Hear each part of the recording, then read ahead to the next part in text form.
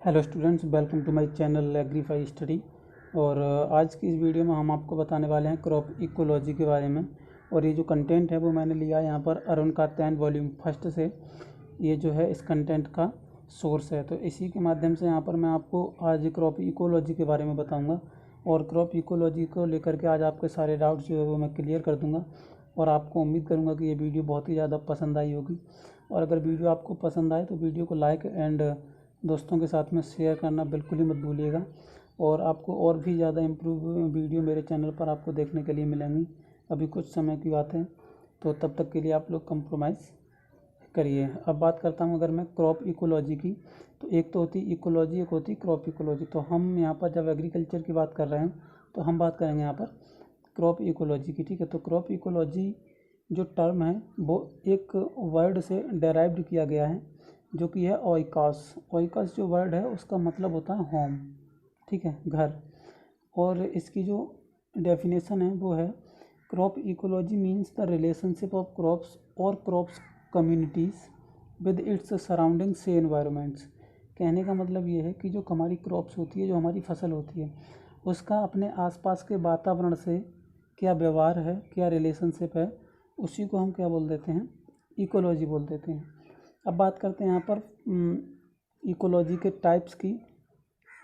तो from the agriculture point of view the micro climates is studied at two levels. For example यहाँ पर eight plant level और eight soil level. जो हमारी micro climates है उसको हम दो लेवलों में स्टडी करते हैं, एक होता है उसको प्लांट लेवल पर और एक होता है सॉइल लेवल पर। अब हम बात करते हैं यहाँ पर माइक्रो स्टडी प्लांट लेवल पर। तो इस पर क्या होता है कि according to the plant, example यहाँ पर है the climate just above the beneath the plants canopy is different from the climates of the surrounding environments. The microclimates at the plant level, example the ecoclimates varies with the type of plants morphological features, जैसे कि plant height, considered canopy shape and size और leaf stem and soil color। अब इसमें जो plant level है उसका मतलब ये है कि प्लांट का जो स्टेम होता है उसके ऊपर से लेकर के, और जो प्लांट की पूरी कैनोपी होती है जो कि एक एनवायरनमेंट। कहने का मतलब ये है कि जो ज़मीन से ऊपर का जो प्लांट्स होता है उसकी जो हम माइक्रो क्लाइमेटिक स्टडी करते हैं उसको हम बांट देते हैं micro climate study eight plant level में। तो आप समझ गए होंगे कि micro climate study eight plant level का मतलब ये है कि प्लांट के स्टेम से लेकर के कैनोपी तक का जो सराउंडिंग एनवायरनमेंट होता है उसे हम बोल देते हैं माइक्रो क्लाइमेट प्लांट लेवल। दूसरा टाइप जो यहाँ पर माइक्रो क्लाइमेट्स का है वो है micro climates at soil level. इसका मतलब यहाँ पर होता है soil colour is one of the most factor which affects micro climates due to soil colour part of incoming radiations are reflected. The percentage of the incoming radiations that is reflected is called albedo. Albedo क्या होता है? Albedo का मतलब ये है, देखो ये भी क्वेश्चन बहुत ज़्यादा एग्जाम में आता है कि एल्बिडो क्या है। तो एल्बिडो वो है कि जो सूर्य से किरण आती हैं या जितनी भी सनशाइन सूर्य से आती है वो पौधे के ऊपर पड़ने के बाद कितना परसेंटेज जो है उसका वो रिफ्लेक्ट हो जाता है, दोबारा जिस मार्ग में आती है उसी मार्ग में दोबारा से चली जाती है। तो जो कितनी परसेंटेज जो सनलाइट है वो रिफ्लेक्ट हो जाती है इन्वायरमेंट में, उसको हम क्या बोल देते हैं, एल्बिडो। अगला पॉइंट जो आता है यहाँ पर इकोलॉजी के अंतर्गत वो है हार्वेस्ट इंडेक्स। हार्वेस्ट इंडेक्स क्या होता है कि economical yield upon biological yield into 100। कहने का मतलब ये है कि जितना हमने दाना लिया और जितना टोटल हमारे लिए भूसा या जो भी एक्स्ट्रा प्रोवाइड हुआ क्रॉप्स का उसको मल्टीप्लाई कर दीजिए 100 से, तो हमारी जो हार्वेस्ट इंडेक्स है वो निकल करके आ जाएगा। अब यहाँ पर the effectiveness of photosynthesis depends on the large and efficient assimilating area. और इसके जो कुछ पॉइंट्स दिए हुए हैं इस पर क्या करता है कि जो हार्वेस्ट इंडेक्स है वो डिपेंड करता है। अब यहाँ पर बात करते हैं हार्वेस्ट इंडेक्स का। देखिए यहाँ पर एक ये फार्मूला यहाँ पर दिया गया है कि हार्वेस्ट इंडेक्स का मतलब है harvest index is equal to economical yield upon biological yield into 100। यहाँ पर एग्जांपल में आप देखिए ग्रेन्स, और यहाँ पर ग्रेन्स प्लस एक्स्ट्रा मतलब जो भी टोटल बायोलॉजिकल यील्ड हमारे लिए हुई। उसको 100 से मल्टीप्लाई कर दो तो वो हो जाएगा हमारा हार्वेस्ट इंडेक्स। और ये जो टर्म है हार्वेस्ट इंडेक्स ये दिया था डोनाल्ड ने। अगला जो पॉइंट आता है वो आता है यहाँ पर grain yield can be calculated by the formula by is equal to A X B X C X और डी। कहने का मतलब ये है कि ग्रेन यील्ड को हम किस प्रकार कैलकुलेटेड करते हैं, तो उसका जो फार्मूला है A into B into C into D. अब यहाँ पर आप देखिए बाई का मतलब है grain yield per unit area, A का मतलब है number of plants per unit area, B का मतलब है number of fertile tillers per unit plants, C का मतलब है number of grains per ear, और डी का मतलब है यहाँ पर weight of the individuals grain. इसका मतलब ये है कि जब हम किसी क्रॉप की यील्ड को एस्टिमेट करते हैं या कैलकुलेट करते हैं तो उसके लिए हमें यहाँ पर कुछ फैक्टर्स की ज़रूरत होती है, कुछ जो हमारी रीडिंग्स हैं वो हमारे लिए चाहिए। तो उसके लिए यहाँ पर जो रीडिंग्स दी हुई हैं इन सभी को अगर आप मल्टीप्लाई कर देंगे तो हमारी जो ग्रेन यील्ड है वो निकल करके आ जाएगी। आगे हम बात करेंगे यहाँ पर सिंक और सोर्स की। अब जो सिंक और सोर्स क्या होता है ये भी बहुत ही अच्छा टॉपिक है और हर एग्ज़ाम में मैक्सिमम जो एग्रीकल्चर के एग्ज़ाम होते हैं वहाँ पे इस चीज़ से रिलेटेड एक क्वेश्चन 100% आना ही आना है। ठीक है, बहुत ही इम्पोर्टेंट टॉपिक है सिंक एंड सोर्स का। अब बात करते हैं सोर्स क्या होता है। तो सोर्स का मतलब ये है कि such part of the plants where photosynthesis occurs generally leaves are the source. कहने का मतलब ये है कि प्लांट का वह पार्ट जहाँ पर जो हमारी प्रकाश संश्लेषण की क्रिया है वो होती है उसको हम बोल देते हैं सोर्स। अब प्रकाश संश्लेषण की क्रिया कहाँ होती है? लीव्स में। तो इसीलिए जो लीव्स होती हैं वो हमारे प्लांट्स का क्या होती हैं? सोर्स। अब अगला जो टॉपिक है वो है सिंक।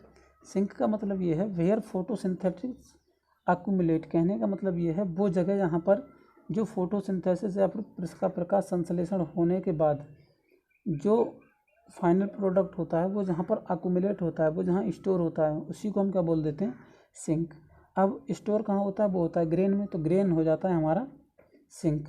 एंड कुछ स्टेम भी होते हैं जैसे कि पोटैटो, रूट का मतलब शुगर बीट, एंड लीफ, पालक की जो लीफ होती है उसको हम सिंक वहाँ पर कंसिडर करते हैं। अगला जो टॉपिक आता है हमारा क्रॉप इकोलॉजी के अंतर्गत वो आता है यहाँ पर आइडियोटाइप। आइडियोटाइप या फिर प्लांट मॉडल के नाम से भी इसे जाना जाता है या फिर मॉडल प्लांट्स। ठीक है, तो आइडियोटाइप का मतलब क्या होता है कि इसका यहाँ पर देखिए definition, the production of the every crop plant is affected by the plants type, climate conditions and soil type and management factors. अब किसी अगर प्लांट्स का प्रोडक्शन या किसी क्रॉप का प्रोडक्शन कम हो रहा है या फिर अफेक्टेड हो रहा है किसी भी कारणवश, तो उसके लिए कुछ कारण होते हैं यहाँ पर। उसके प्लांट का टाइप क्या है, क्लाइमेट कंडीशंस कैसी थी, सॉइल टाइप क्या है, एंड जो मैनेजमेंट प्रैक्टिसेस थी उनका जो मैनेजमेंट था वो अच्छी तरह से हो पाया या नहीं हो पाया। तो यहाँ पर आप देखिए according to army and Gravier 1967 the production of the plant might be increased by the changing of plants type, increasing the period of grains filling in a certain climate conditions where management and soil factors are not limiting। इन्होंने ये बताया कि हम किसी भी plants का production तब increase कर सकते हैं या तो हम उसके प्लांट के टाइप में चेंज करें, या फिर जो उसकी ग्रेन फिलिंग का जो पीरियड है उसको बढ़ा दें या कम कर दें, या फिर एक सर्टेन क्लाइमेट्स हमारे लिए कंडीशंस मिलें और वहाँ की जो मैनेजमेंट एंड सॉइल फैक्टर्स हैं उनमें कोई भी प्रकार की लिमिटेशंस ना हो। तो there is the direct relationship between the plants type and the crop production because the orientations and number of leaves play the important role in CO2 assimilations या फिर फोटोसिंथेसिस। तो इसमें क्या किया है इन्होंने, relationship between plants type and the crop productions, इसके बीच प्लांट्स टाइप और क्रॉप प्रोडक्शन के बीच में एक बहुत बड़ा रिलेशनशिप है। क्योंकि अगर हमारे प्लांट्स का टाइप अच्छा नहीं होगा तो उस पर जो नंबर ऑफ लीव्स हैं वो जो है कम हो सकती हैं, और जब वो कम होंगी तो हमारा जो फोटोसिंथेसिस है, जो प्रकाश संश्लेषण की क्रिया जो होती है, उससे क्या होगा, वो अच्छी तरह से नहीं हो पाएगी और हमारे जो प्लांट का प्रोडक्शन है वो कम होगा। उसके बाद अगला जो पॉइंट इसमें आता है वो आता है the concept of ideotype bye given by Donald 1968। इन्होंने डोनाल्ड ने जो कॉन्सेप्ट है आइडियोटाइप का वो दिया था। तो यहाँ पर ये देखिए यील्ड, और इन्होंने प्लांट पॉपुलेशन डेंसिटी को लेकर के ग्राफ यहाँ पर बनाया हुआ है। सबसे टॉप पर इन्होंने रखा है यहाँ पर बायोलॉजिकल यील्ड, उसके नीचे रखा हुआ है ग्रेन यील्ड या मेज, उसके बाद रखा हुआ है ग्रेन्यूल्ड कॉटन, इसको हम बोल देते हैं इकोनॉमिक यील्ड। यहाँ पर देखिए ideotypes for some crops को हम किस प्रकार से उसके आईडी टाइप में चेंज करके, according to Donald 1968 the ideotype for wheat और the similar crops has following features. कहने का मतलब ये जितनी भी ग्रामीण कुल की या फिर जो व्हीट के सिमिलर क्रॉप्स हैं उनके लिए जो आईडी टाइप्स है उसमें क्या क्या फीचर्स को ऐड किया गया था। तो उसमें यहाँ पर देखिए टू अवॉइड लोडिंग जो एक बीमारी होती थी उसको यहाँ पर अवॉइड किया गया था। There should be short strong stem, इसमें क्या हुआ था कि जो शॉर्ट स्टेम जो है वो इसके लिए प्रोवाइड किया गया था। ऐसे फीचर्स इसमें डाले गए। Few small erect leaves to allow the sunshine into the canopy. कहने का मतलब ये है कुछ छोटी छोटी इरेक्ट लीव्स इसमें अलाउ करी गई या फिर जोड़ी गई जिससे कि उसकी जो सनशाइन है वो कैनोपी पर ज़्यादा से ज़्यादा आ पाए। ए लार्ज इरेक्ट ईयर, बहुत बड़े बड़े यहाँ पर इरेक्ट ईयर को फीचर्स को ऐड किया गया। The number of fertile florets पर unit area should be more so that harvest index is more. कहने का मतलब ये है जब इसमें जितने भी फर्टाइल फ्लोरेट्स हमारे पर यूनिट एरिया ज़्यादा होंगे तो हमारा जो प्रोडक्शन है वो ज़्यादा होगा और इससे हमारा हार्वेस्ट इंडेक्स है वो भी ज़्यादा होगा। There should be ones to increase the photosynthetic area. कहने का मतलब जो है जो ऑन्स होते हैं उनका जो फोटोसिंथेटिक एरिया है वो बढ़ाया गया। A single culm to avoid wasteful vegetative growths.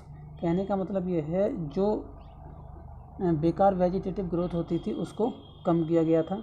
Resistant to insect pest and disease, resistant बनाया गया इनको इंसेक्ट एंड पेस्ट और डिजीज़ के बारे में। कोई कन्फ्यूजन हो पढ़ने के बाद अरुण कात्यायन में आप पढ़िए, और अगर कहीं पे भी आपको कोई दिक्कत आती है तो आप कमेंट सेक्शन में मुझे कमेंट करिए, मैं वहाँ पर आपको जो है आंसर दे दूँगा, नहीं तो एक डेडिकेटेड वीडियो बना करके आपको प्रोवाइड करा दूँगा। तो फ्रेंड्स आज की वीडियो में बस इतना ही था। अगर वीडियो आपको अच्छी लगी हो तो वीडियो को लाइक शेयर एंड चैनल को सब्सक्राइब करना ना भूलें, क्योंकि अभी फ़िलहाल में चल रहा है लॉकडाउन, और लॉकडाउन की इस परिस्थिति को देखते हुए मैं आपको बेस्ट कंटेंट प्रोवाइड करने की कोशिश कर रहा हूँ। और भी अच्छी अच्छी वीडियोज़ मेरे चैनल पर आपको एग्रीकल्चर स्टडी से रिलेटेड मिलती रहेंगी। तब तक के लिए टाटा बाय बाय, जय हिंद दोस्तों।